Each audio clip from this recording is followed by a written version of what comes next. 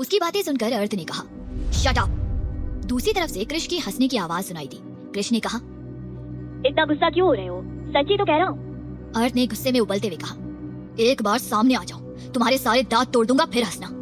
मुझे जल्दी से उस जगह का लोकेशन भेजो। पता नहीं वो लोग कितने खतरनाक होंगे, और मेरी बीवी उसकी आदत कभी बदल ही नहीं सकती, मुझे बिना बताए चली गई। कृष ने कहा, ठीक है, मैं लोकेशन सेंड कर रहा हूँ, जाओ तुम भी। इतना कहकर फोन काट दिया। अर्थ ने फोन को घूर कर देखा। आधिपत्य ने पूछा, क्या हुआ भाई, आप इतने टेंशन में क्यों हो? और क्या ये मतलब कृष ने कॉल किया था? मुझे कभी कभी आदमी पागल लगता है, अचानक से गायब हो गया था, अब अचानक से वापस भी आ गया। अर्थ ने कहा, अचानक से गायब नहीं हुआ था, प्लानिंग के साथ गायब हुआ था, और प्लानिंग के साथ ही वापस आया है। वो अब तक सब चीजों पर नजर रख रहा था, इसलिए तो उसने अव्या को ट्रेस कर लिया। इसका मतलब उसे ये भी पता है कि इन सब के पीछे कौन है। और मेरी बीवी, वो तो कुछ ज्यादा ही ओवर स्मार्ट है। उसे पहले से पता था कृष कहाँ है, फिर भी उसने मुझे नहीं बताया। कृष को क्या मैं खा जाता? अधिपत्य ने कुछ सोचते हुए कहा, मुझे लगता है भाई वो बेवजह आपसे ये सब नहीं छिपाएंगी, उन्होंने कुछ सोचकर ही ऐसा कुछ किया होगा।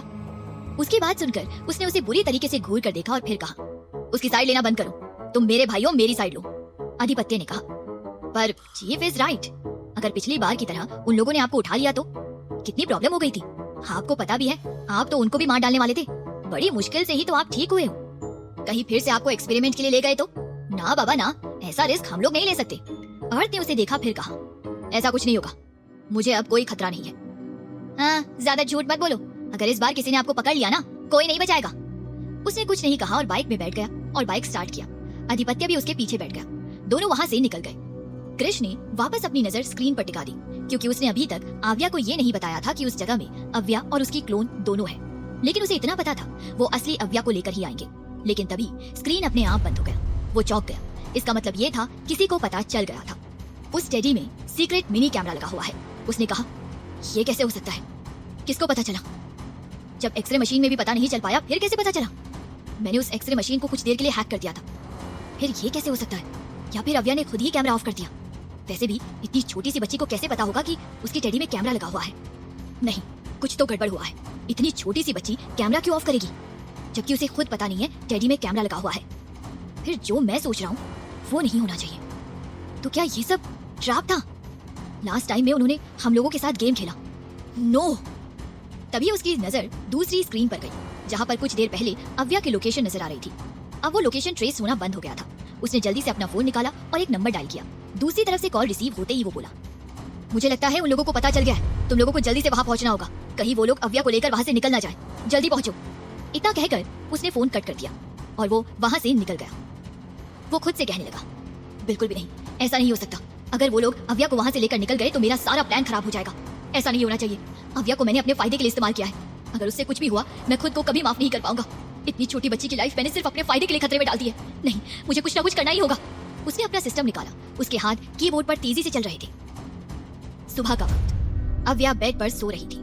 अर्थ उसी के पास था। अव्या थोड़ी इंजर्ड हो गई थी।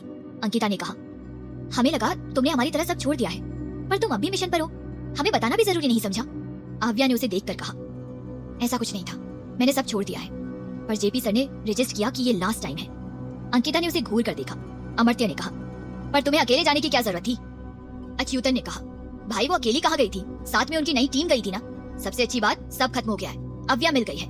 अंकिता ने कहा, हाँ ये तो है, पर मुझे हैरानी हो रही है, इतनी जल्दी से मिल गई। ये सुनकर सब लोग उसे ही देखने लगे। यही सवाल सबके दिमाग में चल रहा था। खुद अव्या भी यही सोच रही थी, लेकिन उस जगह को उन्होंने पूरी तरीके से बर्बाद कर दिया था। लेकिन कुछ सवाल उसके दिमाग में अभी भी चल रहे थे। उसने दोबारा इन्वेस्टिगेट करने के बारे में सोचा।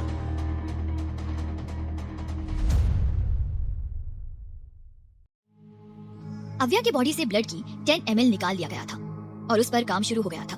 वो आदमी उस व्हील चेयर में बैठे आदमी से कहने लगा, डोंट वरी, बहुत जल्द तुम ठीक हो जाओगे, फिर उन लोगों को हम खत्म कर देंगे, बस एक बार हम इसकी मेडिसिन बना लें। उसने उस आदमी को देखा जो अब पहले से ज्यादा भयानक दिखाई दे रहा था। ऐसा लग रहा था जैसे उसकी उम्र बढ़ती जा रही थी। उसने जल्दी से अपना फोन निकाला और एक नंबर पर कॉल किया और कहा, कितना टाइम लगेगा? दूसरी तरफ से कुछ कहा गया। उसने गुस्से में चिल्लाते हुए कहा, जल्दी करो, बॉस की हेल्थ और ज्यादा खराब हो रही है, क्या कर रहे हो, जल्दी रेडी करो। उसने फोन को गुस्से में फर्श पर पटक दिया। फिर उस आदमी को देखा जिसकी आंखें उसे ही देख रही थी। वो कहने लगा, इट्स ऑल राइट, सब ठीक है, हम कामयाब हो चुके हैं। उस कमरे का डोर ऑटोमेटिक ओपन हुआ। एक आदमी भागते हुए आया। उसके हाथों में एक इंजेक्शन था जिसमें एक लिक्विड भरा हुआ था। उसने वो उस आदमी को दे दिया और कहा, बॉस ये एंटीबॉडी तैयार है पर इसकी टेस्टिंग नहीं की गई है। उस आदमी ने झट से इंजेक्शन उस व्हील चेयर में बैठे आदमी को लगाया पर उस आदमी पर कोई बदलाव दिखाई नहीं दे रहा था। उसने निराशा और गुस्से से वो इंजेक्शन दूसरी तरफ फेंक दिया। उसने चिल्लाकर कहा, जाकर फिर से बनाओ, ये काम नहीं कर रहा है। तुम लोगों को पैसे किस चीज के मिलते हैं? चाहे उसके शरीर से इसके लिए पूरा खून ही क्यों ना निकालना पड़े, लेकिन रिजल्ट पॉजिटिव चाहिए। अब मेरी शक्ल क्या देख रहे हो? जाओ यहाँ से, गेट आउट। उसकी बात सुनकर वो आदमी वहां से चला गया। उसकी नजर व्हील चेयर पर बैठे आदमी पर पड़ी जिसके होंठ कुछ कहने के लिए हिल रहे थे, जैसे वो कुछ कहना चाहता हो। वो उसके सामने जाकर घुटनों के बल बैठ गया और अपना कान उसके मुंह के पास ले गया। उस आदमी ने अपने लड़खड़ाती जुबान से कुछ कहा जिसे सुनकर उसने उसे हैरानी से देखा। वो जल्दी से खड़ा हो गया और चिल्लाते हुए बोला, बॉस को अभी एग्जामिन करो, वो अपनी बॉडी में अजीब फील कर रहे हैं, जल्दी। उसके ये कहते ही दरवाजा दोबारा से ऑटोमेटिक ओपन हुआ और डॉक्टरों की एक टीम तुरंत अंदर आई। वो जल्दी से उस आदमी को लेकर चले गए। उनके साथ वो आदमी भी चला गया। कुछ देर बाद व्हील चेयर वाला आदमी बहुत सारे मशीनों से घिरा हुआ था और वो डॉक्टर मशीनों की ऊपर नीचे होती लाइनों को देख रहे थे। एक डॉक्टर ने उनका ब्लड सैंपल लिया और उसकी जांच करने में लग गए। वो उसका स्लाइड बनाकर माइक्रोस्कोप में देख रहे थे। वो बार बार उस माइक्रोस्कोप को देख रहे थे जैसे किसी चीज पर यकीन करने की कोशिश कर रहे थे। वो आदमी उसके पास गया और पूछा, क्या हुआ? उस डॉक्टर ने कहा, उनकी बॉडी में बायोलॉजिकल प्रोसेस फिर से सही से काम करने लगा है। मतलब वो सीरम काम कर रहा है? उसने पूछा। हाँ, वो सीरम काम कर रहा है, धीरे धीरे वो ठीक होने लगेंगे। लेकिन उस डॉक्टर ने जवाब दिया। उस आदमी ने पूछा, लेकिन क्या? बात यह है कि उस बच्चे के ब्लड से ये सीरम बना है, उसका डीएनए उनके डीएनए से उस बीमारी को खत्म कर देगा। डॉक्टर ने कहा, ये तो अच्छी बात है, मेरे डैड ठीक हो जाएंगे। उस आदमी ने खुश होते हुए कहा, बीमारी के साथ बीमारी के जड़ को भी। उस डॉक्टर ने जवाब दिया। ये सुनकर उस आदमी ने नासमझी में उस डॉक्टर को देखा। उसने पूछा, बीमारी के साथ बीमारी के जड़ को भी, तुम कहना क्या चाहते हो? उस डॉक्टर ने कहा, मैंने जो देखा और मैंने जो उसके ब्लड पर रिसर्च किया है वही बता रहा हूँ। आपके डैड ने एनिमल का अनऑफिशियल ब्लड खुद पर इंजेक्ट किया था, जिसकी वजह से उनका ब्लड इन्फेक्टेड हो गया और उनके अंदर उस एनिमल की वो ताकत आ गई। उनके अंदर ताकत तो आ गई, लेकिन उनका खुद का ब्लड पूरी तरीके से बदल गया, यानी कि उनके शरीर में म्यूटेशन हुआ। ताकत के साथ साथ उन्होंने अपने अंदर बीमारी को भी पैदा किया, जिसकी वजह से आज उनकी ये हालत है। जैसा कि आपने बताया था, आपके डैड हमेशा जिंदा रहना चाहते थे, लेकिन ऐसा नामुमकिन है। जो इंसान पैदा होता है उसकी मौत होकर रहती है। वो ज्यादा से ज्यादा कितने साल जी पाएंगे? आखिर एक ना एक दिन तो उन्हें भी मरना है। अगर वो बच्ची नहीं मिलती वो मर ही जाते, साथ में एक बीमारी को भी छोड़ जाते जिससे सब लोग मरते। इंसान को जिंदा उसके शरीर के अंदर की सेल्स रखती है, जो जितनी बनती है उतनी मरती भी है। ये एक केमिकल रिएक्शन है जो इंसान के शरीर के अंदर होता है। जब सारी कोशिकाएं मर जाती है तब इंसान भी मर जाता है। जब जरूरत की सेल्स मर जाती है तो इंसान भी मर जाता है। इसलिए किसी भी बीमारी का इलाज उन सेल्स के मरने से पहले ही किया जाता है। आपके डैड लकी है, हालांकि उन्होंने इसके लिए इल्लीगल एक्सपेरिमेंट किया है। उस आदमी ने उस डॉक्टर को घूर कर देखा। वो डॉक्टर घबरा गया। उसने कहा, आई एम सॉरी। उस आदमी ने उसे वार्निंग देते हुए कहा, अगर तुम इतने इंपॉर्टेंट नहीं होते ना, अभी तक मर चुके होते। इसलिए मुझे लेक्चर देने की जरूरत नहीं है, मेरे डैड ने क्या किया है क्या नहीं। उस डॉक्टर ने हाँ में सिर हिला दिया। वो आदमी वहां से निकल गया। उस डॉक्टर ने अफसोस से अपना सिर हिला दिया। उन्होंने खुद से कहा, लेक्चर ना दो, हद है। अपने फायदे के लिए लोगों की जान लेना कोई अच्छा काम होता है? उसका बाप पागल है, साथ में बेटा साइको, जरूर मरेंगे। पूरी इंफॉर्मेशन तो सुन लेता। अर्थ और अधिपत्य आव्या को खोजते खोजते परेशान हो गए थे। अर्थ ने अपने फोन को देखा और कहा, फिर से कॉल करता हूँ, इस बार कॉल रिसीव कर ले। उसने दोबारा आव्या को कॉल किया पर इस बार भी निराशा ही हाथ लगी। उसने गुस्से में फोन को पटकने ही वाला था कि उसके स्क्रीन पर आव्या का नाम देखा। उसने जल्दी से कॉल रिसीव किया और कहा, हेलो आव्या। दूसरी तरफ से एक आदमी की आवाज आई। हेलो। किसी आदमी की आवाज सुनकर वो चौंक गया। उसने फोन की स्क्रीन को देखा और जल्दी से कान के पास लगाया। उसने कहा, हु आर यू? दूसरी तरफ से आवाज आई। इतनी जल्दी भूल गए? क्रिश। उसने कहा। दूसरी तरफ से आवाज आई। मुझे लगा तुम भूल गए हो।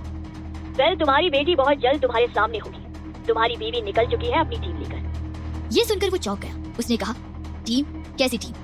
Cricket team? क्रिकेट खेलने गई है? इडियट, अपनी इंटेलिजेंस की टीम लेकर गई है। तुम्हें क्या लगा उसने सब छोड़ दिया है? बिल्कुल नहीं। 5 सालों से वो अपने सीक्रेट मिशन में थी, जिसमें बाकी लोग शामिल नहीं थे। अपने नए टीम मेंबर्स के साथ निकल चुकी है। अर्थ उसे हैरान होकर देख रहा था। कृष्ण ने कहा, इतने शॉक्ड होने की जरूरत नहीं है। तुम्हारी बीवी अब भी तुम्हें कुछ बताना जरूरी नहीं समझती। अब भी तुम उसकी नजर में वही हो जो पहले थे। कयामत अर्थ के कमरे में गया। उसने कहा, अव्या के जूते कहाँ हैं? ये सुनकर अर्थ ने उसे घूर कर देखा। कयामत ने कहा, आई नो तुम मुझसे बहुत नाराज हो, लेकिन इस वक्त मुझे उसके जूते चाहिए। अर्थ ने कहा, पहली बात तो तुम मेरी बीवी हो नहीं जिससे मैं गुस्सा हूँ या फिर नाराज हूँ। तुम्हारा खून करने का मन कर रहा है मेरा। तुम्हें अंदाजा भी है क्या हो सकता था? कयामत ने कहा, मैंने पहले भी एक्सप्लेन किया था, वो लोग उसे कुछ नहीं करते। तुम में और तुम्हारी बेटी में जमीन आसमान का डिफरेंस है। उसके अंदर तुम्हारे इन्फेक्टेड ब्लड का एक कतरा भी नहीं है। इनफैक्ट तुम्हारी बेटी के ब्लड में पाया जाने वाला डीएनए सीरम तुम्हारे जैसे लेबोरेटरी स्पेसिमेन के लिए एंटीबॉडी का काम करते हैं। मैं तुम्हें ज्यादा लेक्चर देना नहीं चाहता, जल्दी से उसके जूते दो, मुझे उससे जूतों से काम है। अर्थ ने उसे नासमझी से देखा। उसे समझ नहीं आ रहा था कि इस आदमी को उसकी बेटी के जूतों से क्या काम है।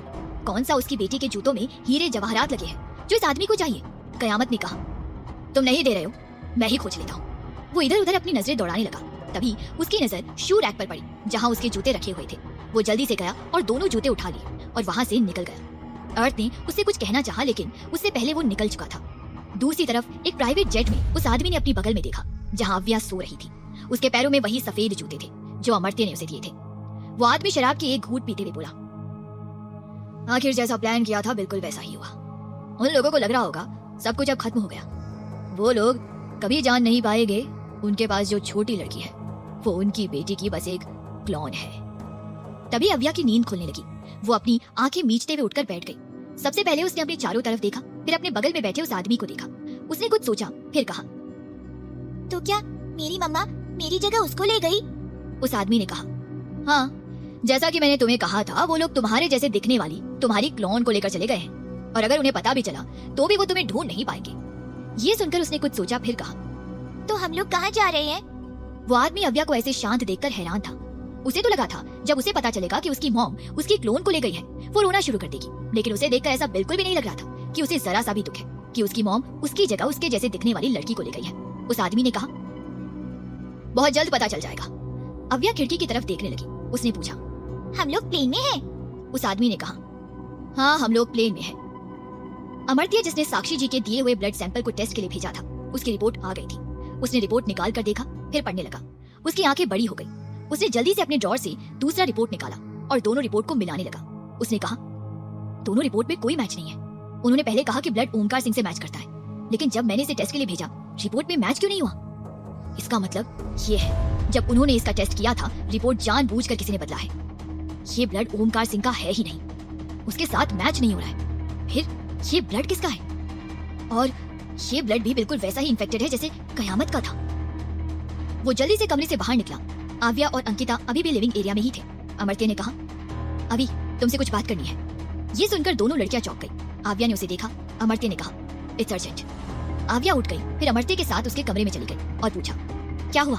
अमर्त्य ने कहा, साक्षी जी ने मुझे वही ब्लड टेस्ट करने के लिए दोबारा दिया था।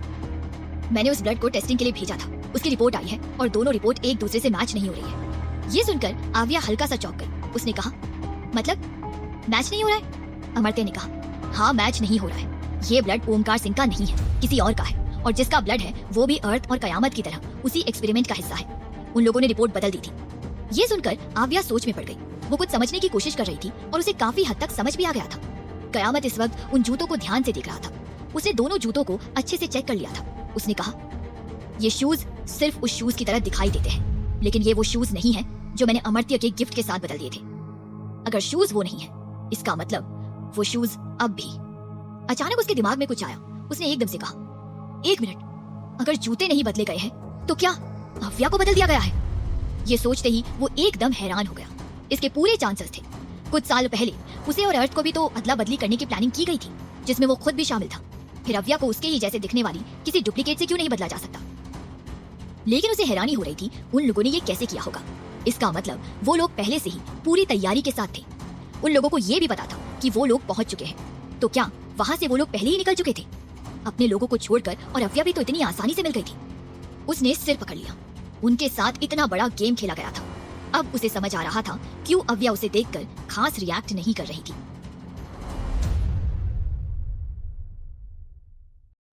उसने कुछ सोचा, फिर कहा, अगर ऐसा है तो पूरे चांस है अव्या ने अभी भी वो जूते पहन रखे होंगे।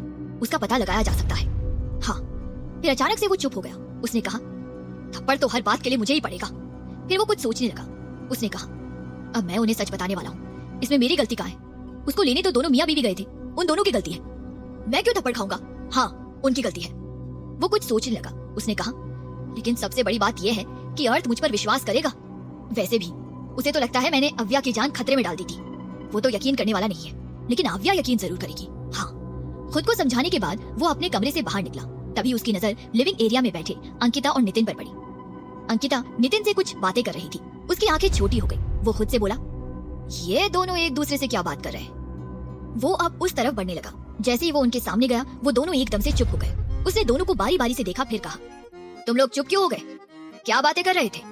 ये सुनकर नितिन ने कहा, कुछ भी तो नहीं, हम तो अव्या के बारे में बात कर रहे थे। फाइनली वो मिल गई ना। उसने कहा, तुम दोनों को देखकर तो नहीं लग रहा था कि अव्या के बारे में बात कर रहे थे। अंकिता ने उसे घूर कर देखा और बोली, तुम्हें इससे क्या कि हम किसके बारे में बात कर रहे थे? जिस भी बारे में बात कर रहे थे उससे तुम्हारा कोई लेना देना नहीं है। इतना कहकर वो वहां से उठकर चली गई। वो बस देखता रह गया। नितिन उसके पीछे आकर खड़ा हो गया। उसने कहा, तुम ऐसे जेलस बॉयफ्रेंड की तरह हरकतें क्यों कर रहे हो? और हम दोनों को ऐसे शक की निगाहों से क्यों देख रहे थे? हम दोनों का कुछ नहीं चल रहा है, इसलिए हम दोनों को ऐसे देखना बंद करो। वैसे भी मेरी बहुत जल्द शादी होने वाली है। ये सुनकर कयामत ने चिढ़ते हुए कहा, तो शादी कर लो ना, कब कर रहे हो? इतने साल से किस चीज का इंतजार कर रहे हो?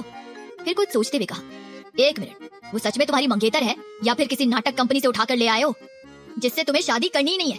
3 साल तो हो गए तुम्हारी एंगेजमेंट को। कहीं ऐसा तो नहीं है तुमने उसे जेलस फील करवाने के लिए उस लड़की के साथ एंगेजमेंट कर लिया है? ये सुनकर नितिन जल्दी से बोला, मुझे पता नहीं था तुम ये सब भी सोच सकते हो। तुम्हारी इनसिक्योरिटी को देखकर लग रहा है तुम्हारा बस चले तो तुम मेरी शादी अभी करवा दोगे। और मैं शादी 3 साल बाद करूं या 8 साल बाद, तुम्हें क्या? अगर मैंने अंकिता को जेलस फील करवाने के लिए सब किया भी है तो इससे तुम्हारा कोई लेना देना नहीं है। तुम क्यों हमारे पर्सनल मैटर में नाक घुसा रहे हो? ये सब सुनकर कयामत ने कुछ कहने के लिए मुंह खोला ही था। नितिन ने कहा, वैसे भी तुम्हें अंकिता में कोई इंटरेस्ट नहीं है, फिर तुम इतना इंटरेस्ट क्यों ले रहे हो? खुद पर ध्यान दो। इतना कहकर वो भी वहाँ से चला गया। कयामत ने गुस्से में कॉफी टेबल को किक मारा। कुछ ही सेकंड बाद वो अपने पैर को पकड़कर उछलने लगा। उसने गुस्से में बहुत जोर से किक किया था, जिससे उसके पैर में दर्द की लहर उठ गई थी। वो सोफे में बैठ गया। उसने कहा, मेरा पैर। वो लंगड़ाते हुए काव्या और अर्थ के कमरे की तरफ बढ़ गया। लेकिन जब वो अंदर गया, उसने अव्या की क्लोन को देखा जो बेड पर बैठी हुई थी। उसने उसे देखा, फिर मुस्कुराते हुए कहा, अव्या तुम्हारी मॉम कहाँ है? उसने उसकी आवाज सुनकर कयामत को हैरानी से देखा, फिर कुछ सोचने लगी। उसने कहा, पता नहीं। कयामत ने उसे ध्यान से देखा। दोनों बिल्कुल सेम टू सेम एक दूसरे की कार्बन कॉपी थी। कोई भी दोनों में डिफरेंस खोज ही नहीं सकता था। दोनों को पहचानना बहुत मुश्किल था। उसने अपने मन में सोचा, देखो तो कितनी प्यारी लग रही है, पर एक बात तो तय है, इसे पूरी ट्रेनिंग के साथ भेजा गया है। बहुत खतरनाक चीज है। उसने फिर कहा, ओके तुम रेस्ट करो, मैं खुद ही तुम्हारी मॉम को खोज लेता हूँ। इतना कहकर वो वहां से लंगड़ाते हुए निकल गया। वो रास्ते में आधिपत्य से पूरी तरीके से लड़ गया। उसने गुस्से में झल्लाते हुए कहा, तुम्हें मैं ही मिलता हूँ टकराने के लिए, जब देखो तब मुझसे टकराना होता है। मुझसे जानबूझकर टकराते हो ना? आधिपत्य एकदम से सकपका गया। उसने कहा, तुम मुझ पर क्यों चिल्ला रहे हो? मुझे अच्छे से समझ में आ रहा है किसी और का गुस्सा तुम मुझ पर निकाल रहे हो। उसने उसे बुरी तरीके से घूरा। उसने पूछा, आव्या को देखा है? आधिपत्य ने कहा, हाँ वो अपने भाई के साथ कुछ इंपॉर्टेंट बात कर रही है। Any problem? कयामत ने कहा, हाँ बहुत बड़ी प्रॉब्लम है। ये बताओ कहाँ पर है? आधिपत्य ने कहा, अमर्त्य के कमरे में है। ये सुनकर कयामत तेजी से उस तरफ बढ़ गया, जबकि आधिपत्य समझने की कोशिश कर रहा था ये सब क्या हो रहा है। अब ऐसी कौन सी मुसीबत आ गई थी? सब कुछ तो ठीक हो गया था ना। वो वहीं पर खड़ा होकर सोचने लगा, पर उसे कुछ भी समझ नहीं आ रहा था। कयामत जल्दी से अमर्त्य के कमरे में गया। उसने झटके के साथ दरवाजा ओपन किया। दरवाजा खोलने की आवाज सुनकर दोनों भाई बहन ने दरवाजे की तरफ देखा। आव्या ने कहा, तुम्हें पता भी है जिसे तुम अव्या समझकर लेकर आई हो वो अव्या है ही नहीं, वो उसकी क्लोन है। असली अव्या अब भी उन लोगों के पास है। कयामत ने एक ही सांस में कहा। उसकी बात सुनकर दोनों हैरान थे। दोनों उसे हैरानी से देख रहे थे। अमर्त्य ने कहा, तुम झूठ बोल रहे हो ना? नहीं, इट्स ट्रू, उसने कहा। अमर्त्य ने कहा, पर ये कैसे हो सकता है? वो कौन है फिर? वो अव्या की क्लोन है, आव्या ने जवाब दिया। उसकी बात सुनकर अब कयामत के चौंकने की बारी थी। वो उसे देखते हुए बोला, तुम जानती हो? उसने आव्या को देखा। अमर्त्य भी हैरान था। उसने कहा, तुम पहले से जानती थी? आव्या ने कहा, नहीं, अभी जब तुमने डीएनए रिपोर्ट के बारे में बताया फिर मुझे समझ आया। जिन लोगों ने अव्या का किडनैप किया था वो लोग इतनी आसानी से हार तो नहीं मानेंगे। इसका मतलब एक ही है, उन्होंने पहले ही प्लानिंग बना रखी थी। उन्हें पता था हम अव्या को लेने जरूर जाएंगे और उन्होंने अपने प्लान को एग्जीक्यूट किया। हमें लगा कि हमने सब सही कर दिया है, लेकिन सच तो यही है, वो लोग हमारे हाथ से निकल गए हैं। जहाँ तक उस डीएनए रिपोर्ट की बात है, मुझे पता है वो डीएनए किसका है। ये सुनकर दोनों ने उसे देखा। उसने कहा, अगर मैं गलत नहीं हूँ ये डीएनए एक ही इंसान का हो सकता है। दोनों ने उसे देखा। कयामत ने कहा, किसका है? आव्या ने कहा, उसी इंसान का है जिससे 5 साल पहले उस लैब में टकराई थी मैं, जो वहां से भागकर निकल गया था। अमर्त्य ने कहा, और वो कौन है? उसका नाम पता कुछ है या नहीं? कयामत ने भी कहा, हाँ, और नहीं तो क्या, कैसे पता चलेगा? आव्या ने कहा, एक इंसान है जो बता सकता है। दोनों ने एक दूसरे को देखा, फिर आव्या को देखा। आव्या ने कहा, आव्या मल्होत्रा। ये सुनकर दोनों चौंक गए। जहाँ तक उन्हें पता था, आव्या मल्होत्रा अचानक से गायब हो गई थी, जबकि उन दोनों लड़कियों सोफिया और एली के मरने के बाद गायब हो गई थी, साथ में सासा भी। दोनों अब उसे ऐसे देख रहे थे जैसे जानना चाह रहे हो इस लड़की ने और क्या क्या छिपा रखा है। कयामत ने कहा, अगर तुम्हारे पति को पता चला ना इतना सब कुछ छिपा कर रखा है, तुम्हें तो कुछ नहीं करेगा, मुझे वो जरूर मार देगा। उसे मुझसे कुछ ज्यादा ही खुन्नस हो रखी है, आव्या ने कहा। वो तुम दोनों के बीच का मैटर है। ये सुनकर वो चौंक गया। उसने कहा, ये सब तुम्हारी वजह से हो रहा है। इतना कहकर वो बाहर निकल गया। अमर्त्य ने कुछ सोचते हुए कहा, तुम दोनों के बीच में अभी बातें नहीं हो रही है, तुम दोनों एक दूसरे से बात नहीं कर रहे हो। ये सुनकर उसने एक गहरी सांस छोड़ी, फिर उसने कहा, वो हमारा पर्सनल मैटर है। अमर्त्य ने कहा, पर आव्या, उसने बीच में ही कहा, मेरी टेंशन मत लो, अपनी टेंशन लो, मेरी बेटी के साथ कुछ प्लानिंग कर रहे थे ना। ये सुनकर अमर्त्य ने कहा, हाँ, पर मेरी स्मार्ट और इंटेलिजेंट भांजी यहाँ नहीं है, तो मेरी हेल्प कौन करेगा? तुम तो करने से रही, तुम तो मैं मर भी रहा हूँगा तो भी मुझे बचाने नहीं वाली। इसमें कोई शक है? आव्या ने जवाब दिया। कयामत बड़बड़ाते हुए जा रहा था। वो सामने से आ रही अंकिता से टकराते टकराते बचा। वो एकदम से दीवार से चिपक गया। वो सच में उसके सामने आ जाने से घबरा गया था। वैसे तो वो किसी से नहीं डरता था, पर अभी अचानक से अंकिता के सामने आ जाने से वो डर गया था। वो दीवार पर अपना सिर मारते हुए बोला, ये फिर से थप्पड़ मारेगी। उसने उसे देखा, फिर कहा, क्या कर रहे हो? उसकी आवाज सुनकर उसने उसे देखा और फिर कहा, दीवार में समाने की कोशिश कर रहा हूँ। उसने रूडली जवाब दिया। अंकिता कुछ कहती उससे पहले वो आगे बढ़ गया। उसने उसे घूर कर देखा। उसने अपने एक पैर का स्लीपर निकालकर उसे फेंक कर मारा, जो उसकी पीठ पर लगा। उसने पीछे पलट कर देखा। अंकिता उसे घूर कर देख रही थी। उसने उसका स्लीपर उठाया और उसे देखा और उसे लेकर चला गया। वो आंखें बड़ी करके देखने लगी। अर्थ अव्या के उठने का वेट कर रहा था। अव्या यानी वो क्लोन। अव्या सोकर उठी। उसने अपनी आंखें मीचते हुए अर्थ को देखा। अर्थ ने उसे अपनी गोद में लिया और बोला, मेरा बच्चा ठीक है? ये सुनकर वो उसे देखने लगी। फिर उसने हाँ में सिर हिला दिया। अर्थ उसके सिर को सहलाते हुए बोला, क्या हुआ बच्चा, डर लग रहा है, बात नहीं कर रही हो? उसने कहा, नहीं। अर्थ चौंक गया। वो उसे आंखें छोटी करके देखने लगा। उस छोटी लड़की ने उसके चेहरे को देखा, फिर बोली, पापा। वो चौंक गया। उसकी अव्या कभी भी भूल कर उसे पापा नहीं कहती थी, जबकि उसने उसे कई बार पापा कहने के लिए उसे फोर्स किया था। पर अचानक उसने उसे पापा कहा और उसे वो उसकी बेटी क्यों नहीं लग रही थी। भले ही वो दोनों कितने ही एक दूसरे को परेशान क्यों ना कर ले, वो एक दूसरे से बहुत प्यार करते थे। बस आव्या के मामले में दोनों एक दूसरे के साथ लड़ने लग जाते थे। उसने कहा, अभी क्या कहा? उसने कहा, पापा, मुझे भूख लगी है। अब उसे उस पर शक होने लगा। वो बोला, ठीक है, मैं खाना लेकर आता हूँ, जाओ टूथब्रश कर लो। वो उठकर बाथरूम में चली गई। अर्थ खड़ा हो गया। वो बाहर निकल गया और आव्या को खोजने लगा। आव्या कमरे की तरफ ही आ रही थी। वो जल्दी से उसके पास गया। उसने उसका हाथ पकड़ लिया। वो एकदम से चौंक गई। वो बोली, क्या हुआ? वो उसे खींचकर कमरे में ले गया। उसने कहा, ये अव्या नहीं है, मैं महसूस कर सकता हूँ। उसने उसे देखा। वो जानती थी अर्थ जो मेडिसिन ले रहा था अब वो काम नहीं कर रहा था। वो पहले जैसे उसी फॉर्म में आ रहा था। उसे कोई हैरानी नहीं हो रही थी।